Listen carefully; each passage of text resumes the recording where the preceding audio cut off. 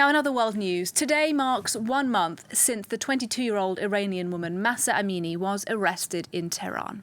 3 days later, she was found dead in police custody, and her death sparked national protests that do continue to this day. Now, women have played a lead role in the demonstrations, especially young women, even high schoolers, members of Iran's so-called Generation Z.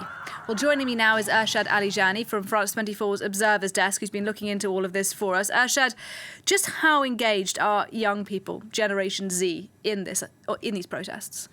Yeah, I think they have surprised every observer of Iran affairs at home and abroad by their involvement in this protest. We have already talked here about the big protest by high school students in Iran. It's the first time since 1979 revolution that we have seen so many young people, teenagers, in the protest, and they have been paying a price. An Iranian MP said in an interview that most of those arrested are between 14 and 18 years old. And according to the NGO Iran Human Rights, at least 23 of the protesters who have been reported killed by the security forces in the last month were less than 18 years old. So those that are being killed now are actually the same generation as Mahsa Amini herself, who was just 22. Yes, that's right. Let's take a look at some of the young women who have been protesting. We have images of Hadis Najafi. She is 22. She was active on TikTok. And as you see, she posted dozens of videos of her dancing like any teenagers on TikTok. But her last message was very different. Let's take a look of her last message she sent to her friends. Here you see her going out to one of the protests in her hometown of Karaj. You can hear her saying, "I hope that 10 years from now, when I look back, everything will have changed and I will be glad that I participated in this protest." Well, just after making this video, she was shot and killed by the security forces. A family said she died with more than 20 shotgun pellets in her face and chest. So clearly, look, the risks to young people are evident. Why are young people choosing to take that risk and go out into the streets? Yeah, we know Generation Z as an online generation, the first generation that grew up with the internet. Their whole life is on social media.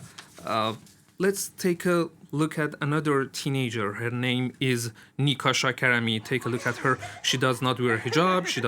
She's dancing. She's breaking at least 3 different rules that she had taught in school. Her hair is uncovered. She's dancing in public. She's singing in public.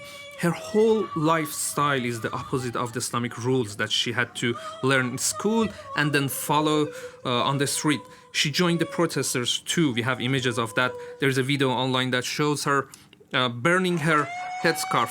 That girl is Nika Shakarami. She disappeared after making that video. She told a friend she was being chased by police and she was later found dead. She was just 16 years old. Yeah, so the bravery of these women is really clear, Ershad, and we know they're asking for social freedoms, like not having to wear the hijab, for example, but are they also asking for political change in Iran? Absolutely. They are asking for political change too. We have seen it in their slogans, but also even in their own words. We have another video. This is Sarina Ismailzadeh, 16-year-old demonstrator who was killed by the security forces. She was a YouTuber, and she liked to talk about politics too. Let's listen to what she said in one of her videos she posted on her YouTube channel.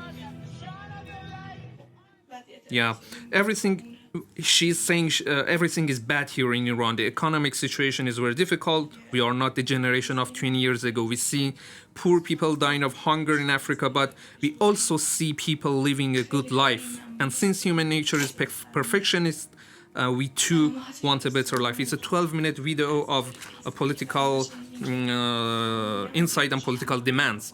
I think what they want is a normal life like every other teenager in the world. In Seoul, Paris, Rio, they see people on social media living a normal life, a life they cannot live in the Islamic Republic. That's why they are willing to risk their lives, I think, to overthrow this regime. Ali Ershad Alijani, thanks very much indeed for coming in, for telling us the stories of some of those women. We appreciate it. And worth saying as well that the Observers team that Ershad works with here at France 24 have been investigating a massacre in Iran that happened on September the 30th this year. It is the deadliest incident so far in the Iran protest movement. And you can see their report on what happened this Saturday on France 24. It'll be at 10:45 a.m. Paris time.